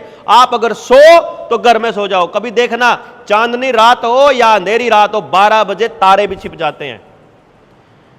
ध्यान देना, 11:30 बजे तक तारे रहेंगे, 12 बजे तारे गायब हो जाएंगे, दोबारा से 2 बजे के बाद 1:30 बजे के बाद चालू होंगे। कुदरत इतना क्लासिक अरेंजमेंट है कि तारे की भी रोशनी आंखों पे ना पड़े अगर बंदा बाहर सो रहा है तो। मेलाटोनिन नहीं बनेगा, नहीं तो पता ही नहीं किसी को। दिन में रोशनी में सेरोटोनिन बनेगा। अगर गलती से बंदा दिन में सो जाएगा तो दिन में मेलाटोनिन बनना चालू हो जाएगा। दिन में मेलाटोनिन बने और सेरोटोनिन ना बने तो भी हार्मोन गड़बड़ होएगा। और रात को मेलाटोनिन ना बने और सेरोटोनिन बने, यानी रात को जागेगा तो सेरोटोनिन बनना चालू हो जाएगा रोशनी में। तो रात को सेरोटोनिन यानी रात को जागेंगे तो उल्टे हार्मोन हो जाएंगे, तो आदमी गे बन जाएगा। लड़कियां लड़कियां पसंद करने लग जाएंगे, लड़के लड़कों को पसंद करने लग जाएंगे। देख लो आपके समाज में ना हो रहा हो तो बताओ। ये पता है उनको जो रिसर्च करने लग रहे हैं। और ये पता होते हुए 9 बजे के बाद ही प्राइम टाइम आएगा, 9 बजे के बाद 10 बजे के बाद इंटरनेट फास्ट आएगा और आपका सारा काम इंटरनेट पे होगा और आप स्क्रीन के आगे बैठे रहेंगे। और जो आदमी स्क्रीन के आगे बैठे रहेगा उसे नींद आएगी ही नहीं। जिसको आएगी नहीं वो फिर खोल के कोई ना कोई मूवी चला लेगा, और जब वो मोर खोल के मूवी चला लेगा तो मेलाटोनिन बनना बंद हो जाएगा। मेलाटोनिन बनना बंद, बंदा बीमारी के लिए तैयार। कैंसर, बीपी, शुगर सब इसी हार्मोनल बैलेंस के खराब होने का रीजन है, रिजल्ट है। पता ही नहीं, कोई डॉक्टर बताएगा नहीं ना। डॉक्टर तो बता दे दुकानदारी बंद हो जाएगी। 2 करोड़ रुपए में एमबीबीएस की डिग्री हो गई यार, है बीमार नहीं होगे तो दुकानदारी बंद हो जाएगी। तो जिसकी डिग्री पैसों में हो रही है वो तो रोज तड़की लक्ष्मी आगे न्यू करेगा, ओम जय जगदीश हरे, सारा राजोंद किडनी फेल हो जाए, सबके हार्ट अटैक हो जाए, सब बीमार पड़ते रहे तो ही तो घर चलेगा जी।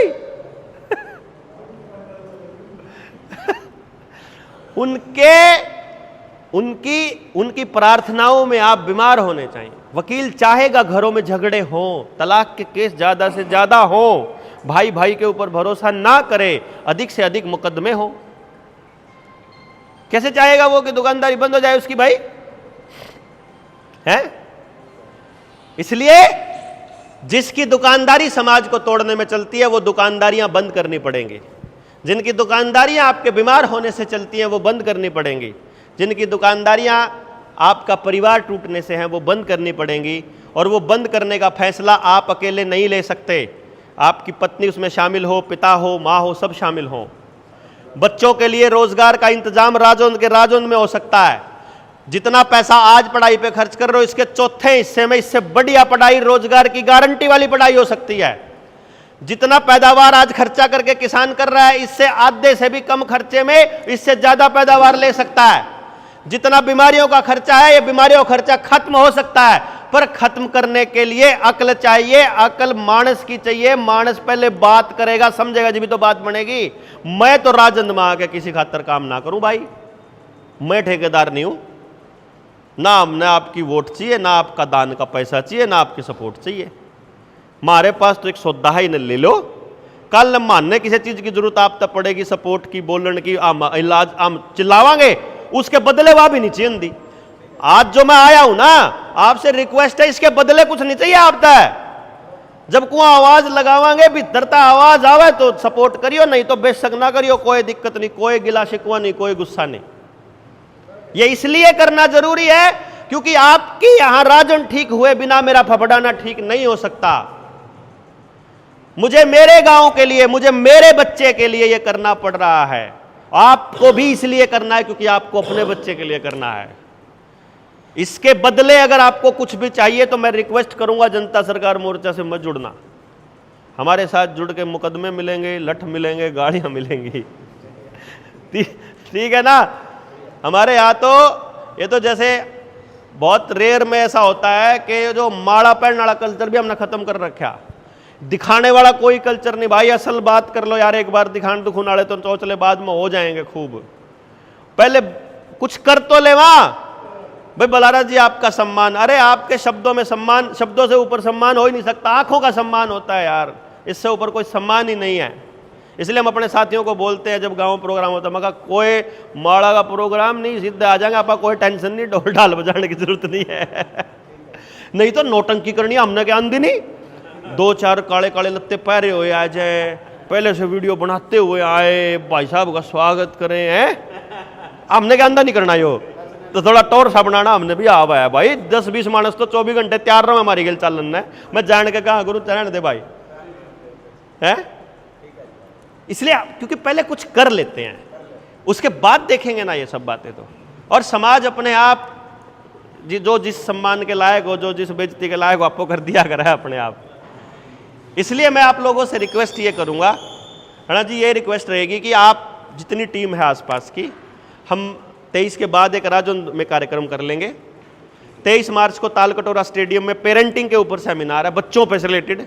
तो आप विद फैमिली 2-4 बस तो आप यहाँ से कराम से करके ले आ सको दिल्ली तालकटोरा स्टेडियम में।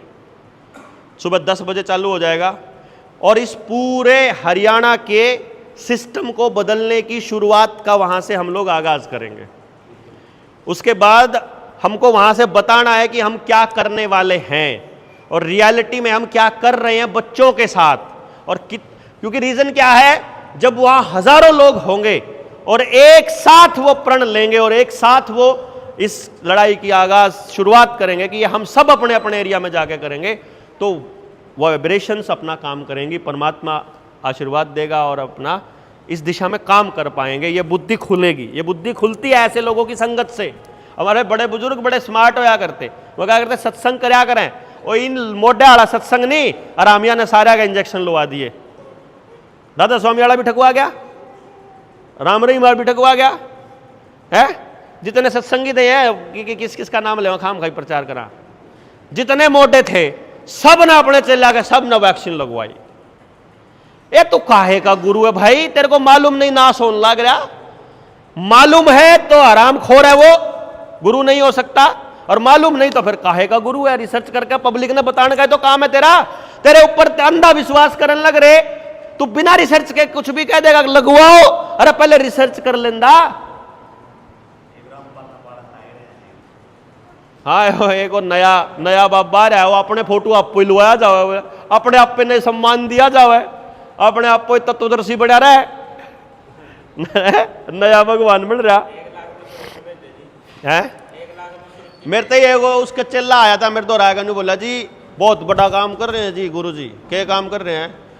बोला आपके गांव में भी मकान बनाया है। मगा अच्छा, और फलाने गांव में छोरी का ब्याह करा। मगा और किसाना तो वह दिए ट्यूबवेल, पाइप दे दिए, वह ट्यूबवेल दे दिए। मगा अच्छा, और मगा फिर इसका मतलब क्या है? बोला जी बड़ा काम है, रसोई चला रखी है। मगर इसका मतलब पता क्या है? इसका मतलब वो पूरे समाज को गालियां दे रहा है कि लानत है तुम्हारे गांव पर, एक गरीब आदमी का घर नहीं बना पाया, बाबा ने बनाना पड़ा। जब वो किसी गांव की छोरी का बात भरा है नहीं, या उसका ब्याह करा है, तो वो पूरे गांव ने गाड़ दे के जावे कि गांव वालों तुम्हारी बेटी का ब्याह बाहर ताया मानस न करना पड़ रहा। वो गुरु है ना अगर, तो उसका काम होना चाहिए उस गांव के लोगों ने बुलावे, उनने बतावे कि तेरे गांव का एक बालक यूं इस तरीके से बिना घर के रहने लग रहा, गांव वाले लाग के इसकी मदद करो। उसका काम है व्यवस्था बनाने का, मदद करके उसकी इमोशन खरीदना काम संत का नहीं होता। संत का काम दिशा दिखाने का होता है कि जड़ा उस बालक के साथ अगर उसका घर नहीं बन रहा तो घर बनाने का काम उसके भाईचारे का है, उसके गांव का है। बाहर का आदमी कैसे कर देगा उसका मदद? ये पैसों से कभी नया बाबा पैदा हो जाए, कदे नया पैदा हो जाए, ये पूरे प्रोसेस है। इन बाबा चक्कर में पड़ने की जरूरत नहीं। बाबा बनना हमने भी आवे, आप हो जाए कुछ भी नहीं होता, इसलिए इस चक्कर में नहीं पड़ना। बस मैं आपको एक और बात बताऊंगा आगे से, बस अपने आसपास एक बात और देखना। इतिहास लिखा जान लग रहा है, इतिहास। उस इतिहास में यह लिखा जा रहा है कि 2026 में यो आदमी ऐसा था जो बच्चा पैदा होते ही, लड़की पैदा होते ही लड़की को पालने के पैसे लिया करता था कन्या योजना के नाम पे। ये आदमी ऐसा था जो अपने बच्चे को खाना खिलाने की भी औकात नहीं रखता था, मिड डे मील खाया करता था इसका बच्चा। ये आदमी ऐसा था जो अपनी बेटी की शादी के लिए सरकार से पैसे मांगता था भीख में, कन्यादान योजना। ये आदमी ऐसा था जो अपने घर की महिलाओं को रोटी नहीं खिला सकता था, विधवा पेंशन लेनी पड़ती थी इसको। यह आदमी ऐसा था 2026 में कि अपने माँ बाप की सेवा के नाम का पैसा लेता था, बुढ़ापा पेंशन। यह आदमी ऐसा था जो भिखारी था, जो अपने बच्चों को रोटी खिलाने की भी औकात नहीं रखता था, इसलिए 5 किलो अनाज लेता था। ये भिखारी लिखा जा रहा है कागजों में। 50 साल बाद जब आप इस धरती पर नहीं होगे जवाब देने वाले, उस टाइम पर कोई ये नहीं कहेगा कि योजना थी, उस टाइम ये कहेंगे तुमको जरूरत नहीं थी तो तुमने मना क्यों नहीं किया। तुम्हारा कागजों में नाम तो लिखा गया। राणा जी मनमाना आपका भी लिख रहा हो कोटे में, और आप लेन भी नहीं जानते और फिर भी लिख रहा। और राशन वाले आपने कहा तो ही लाख लिए, लेकिन साइन तो आप ही के हुए, पोता पोती तो आपके आवेंगे। अच्छा, तारा दादा भी शायद था, वो भी लिया करता 5 किलो अनाज। ये इतिहास लिखा जान लग रहा है पूरे भारत के लोगों को भिखमंगा साबित करने के लिए। ये जागरण चलाना पड़ेगा कि हम सब लोग आपस में एक दूसरे को रोटी खिला लेंगे अगर किसी के घर पैदा नहीं होती है तो, कोई गरीब है तो नहीं, वो भी बिना मतलब के नहीं दे रहे हैं भैया।